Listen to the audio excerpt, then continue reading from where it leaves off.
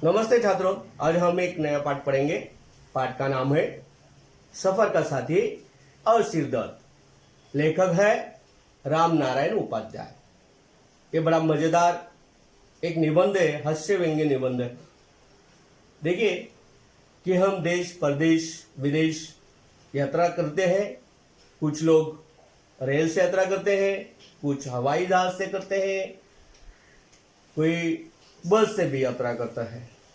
यात्रा के दरमियान बहुत सारे अनुभव हमें आते जाते हैं, बहुत सारे लोग मिलते हैं। और ऐसे ही लेखक ने अपने एक रेल यात्रा के दरमियान उन्हें ऐसा एक सहयात्री मिलता है कि जो लगातार उनके साथ बोलता रहता है, बिना पूछे प्रश्न करता है, उनसे अखबार पढ़ने के लिए लेता है, तरह तरह के प्रश्न पूछता है। देखिए, यात्रा करना एक खुशी का क्षण होता है, लेकिन अगर यात्रा में ऐसा लगातार किसी को सताया जाए तो सिर दर्द भी बढ़ता है। तो हम इस पाठ को पढ़ेंगे। क्या नाम है पाठ का? सफर का साथी और सिर दर्द। आइए हम इस पाठ को गौर से पढ़ेंगे और उसके अर्थों के भी समझेंगे। पन्ना नंबर 8 पर देखिए, सफर का साथी और सिरदर्द। लेखक रामनारायण उपाध्याय। मुझे अकेले यात्रा करने में आनंद आता है। इससे पैरों के नीचे से निकल जाने वाली नदी में कल्पना की डुबकी लगाने, जो पास लगते हैं उन वृक्षों के निरंतर पीछे छूटते चले जाने, और जो दूर है उन भागते वृक्षों का साथ निभाने में बड़ा मज़ा आता है। यात्रा में अगर कोई साथी मिल जाए तो ऐसा लगता है मानो वो मेरी निगाह चुरा रहा हो। मैं किसकी ओर एकटक निहारता हूँ, किसे देखकर नाक भौंसी करता हूँ, और कौन मेरे एकांत क्षणों का अंतरंग साथी है, इन सब बातों पर कोई निगाह रखे, ये मुझे कतई पसंद नहीं।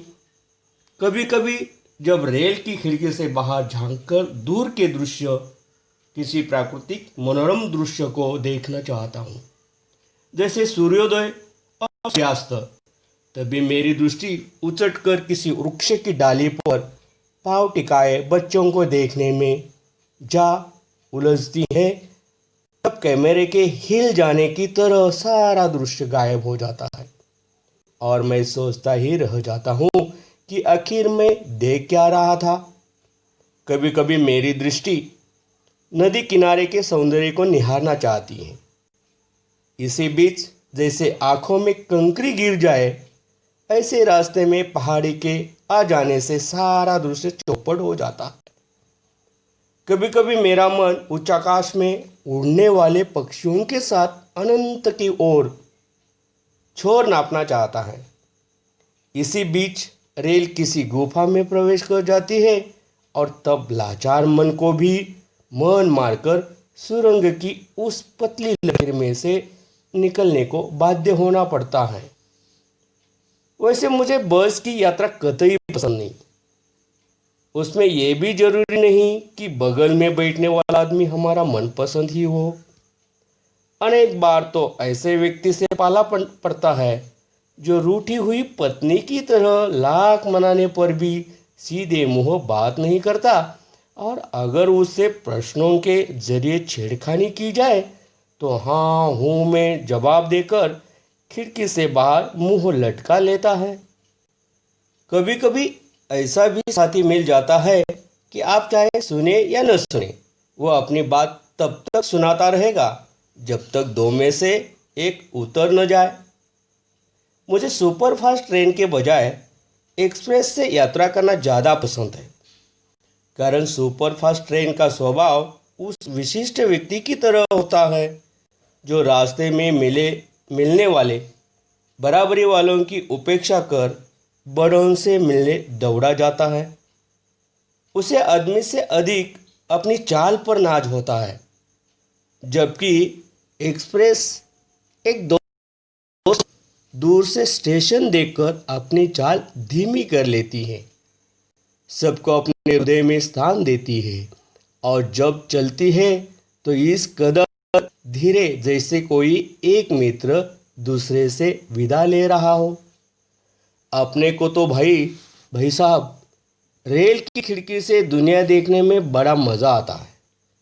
ऐसे लगता है जैसे शीशे में से डिब्बे वाला बाइस्कोप देख रहे हो। लेकिन कोई देखने दे तब तो। जैसे ही आपने पाँव रखा और अपनी सीट पर बैठे कि सामने की सीट पर बैठा यात्री आपके झोले में से झांकते अखबार की ओर देखकर पूछेगा, क्या मैं इसे ले सकता हूँ? भले ही आपने उसे अभी अभी खरीदा हो और उसे खोलकर पढ़ना तो दूर, पन्ने पलटकर भी न देखा हो, लेकिन आपके उत्तर की प्रतीक्षा किए बिना अखबार सामने वाले के हाथों में होगा। अब आपकी स्थिति मांगने वालों की हो जाएगी और आप उत्सुकता से राह देखेंगे कि समाचार पत्र अब लौटेगी। तभी वे सज्जन एक जम्हाई लेकर उसे बेतरतीबी से मोड़ते हुए किसी दूसरे मांगने वाले की ओर इस तरह शान से बढ़ा देंगे मानो समाचार पत्र आपका नहीं, उनकी निजी संपत्ति हो। देखते देखते समाचार पत्र के पन्ने एक दूसरे से जुदा होकर पूरे डिब्बे के चक्कर काटने लगेंगे। मजे की बात यह है कि एक समाचार पत्र के कितने उपयोग हो सकते हैं, इसका अंदाज रेल की यात्रा करते समय ही लगाया जा सकता है। कोई ललित निबंध के तो कोई संपादकीय पन्ने से अपनी सीट झाड़ता नजर आएगा, कोई समाचार पत्र फैलाकर उस पर भोजन करता दिखाई पड़ेगा। बेचारे समाचार पत्र वाले ने भी कभी सोचा नहीं होगा कि उसके पत्र के इतने उपयोग हो सकते हैं। इन सब से परेशान होकर जब आप पीछे की ओर सिर टिकाकर कुछ क्षण आराम करना चाहेंगे, इसी बीच सामने से प्रश्न उछलेगा, कहाँ तक चल रहे हैं? कहेंगे भोपाल तक। पूछेंगे भोपाल गाड़ी कितने बजे तक पहुंचती है? कहेंगे 3:15 बजे। उनका तर्क होगा, पहले तो 4 बजे पहुंचती थी। कहा टाइम बदल गया। बोले गाड़ी में तो कई जगह चेन पुलिंग होती होगी, आज की तारीख में पहुंच जाए यही गनीमत है। अब सोचेंगे चर्चा का अंत हुआ। तभी तीर की तरह प्रश्न उछलेगा, अब हबीबगंज उतरेंगे या भोपाल? कहा हबीबगंज। पूछा हबीबगंज क्यों? कहा वहां से तुलसी नगर पास पड़ता है। वे चिढ़कर कहेंगे खास पास पड़ता है, ऑटो वाले 5-7 रुपए ऐंठ लेंगे। इससे तो अच्छा है आप भोपाल स्टेशन उतरते वहां से 4 कदम चलने पर टेम्पो मिल जाता है जो 50 पैसे में टीटी नगर और फिर 50 पैसे में तुलसी नगर, तो क्या अरोड़ा कॉलोनी उतार देता है। सोचा कहीं ये पुनः हबीबगंज स्टेशन ले जाकर वहां से वापस ट्रेन में न बैठा दे। अतएव चुप्पी साध कर नीचल बैठ गया। अगर आप यात्रा पर हैं तो आपको सहयात्री के प्रश्नों का जवाब देना ही पड़ेगा। पूछा भोपाल में क्या करते हैं? कहा मीटिंग में जा रहा हूं। वे कहना शुरू कर देते हैं, अपन तो वल्लभ भवन के अकाउंट सेक्शन में हैं, लोगों के बिल बनाते बनाते अपना भी वेतन निकल जाता है, रहने को ठाठ से सरकारी क्वार्टर मिला है, बीवी और 2 बच्चे हैं। अगर ट्रेन में रेलवे कर्मचारी का साथ हो जाए तो सारे रास्ते गाड़ियों के सेटिंग करने की आवाज़ सुनाई देगी। कोई कहेगा 8 अप से आ रहा हूँ, 7 डाउन से लौटना है, अगर स्टेशन मास्टर ने सिग्नल नहीं दिया और गाड़ी आउटर कर खड़ी हो गई तो रात वापस घर लौटना मुश्किल है। आजकल तो मेल को रोककर माल को पास करना पड़ता है, कारण मालगाड़ी में भरे माल के बिकने का डर रहता है, जबकि मेल में बैठा आदमी बिगड़ता नहीं।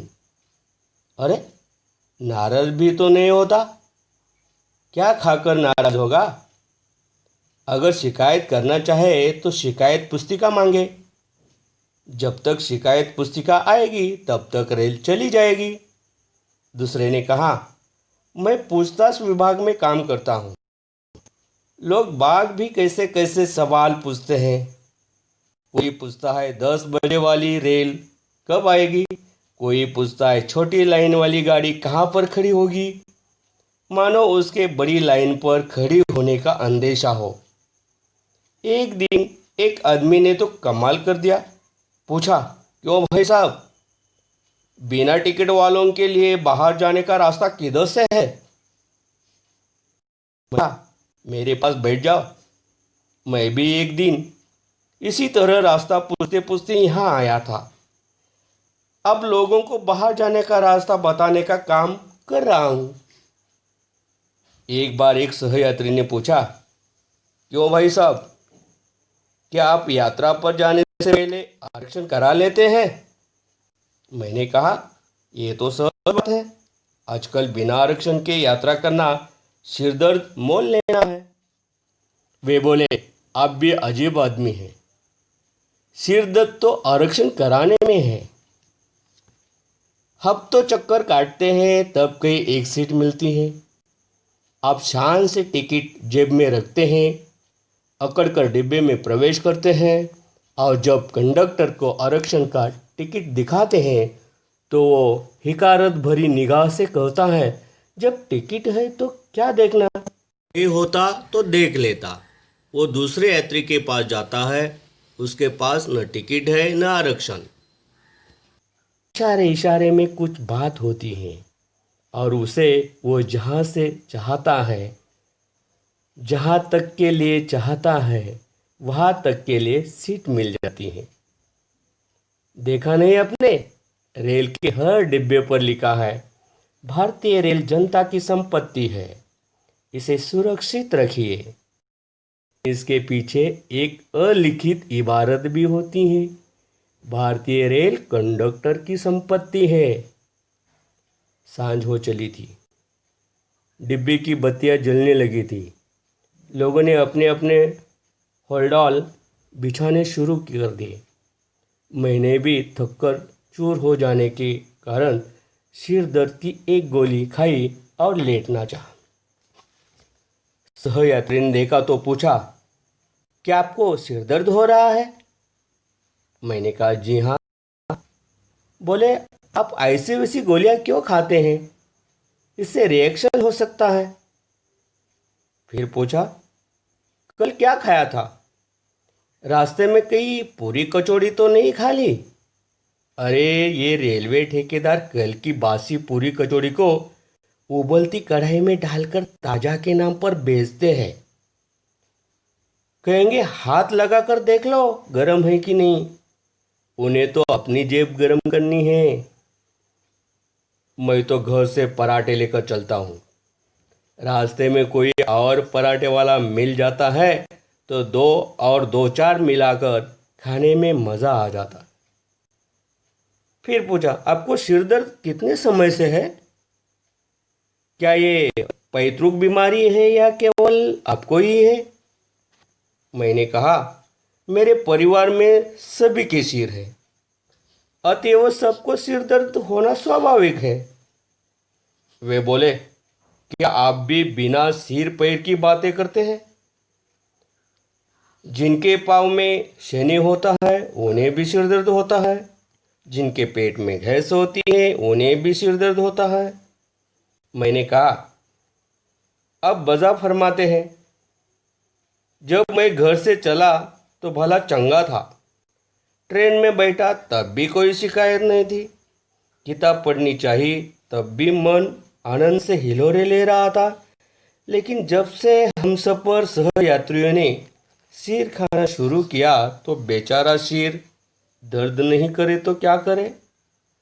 सच कहता हूँ, सिर दर्द से नहीं, हम सफर साथियों के दर्द ये सिर से परेशान हूँ।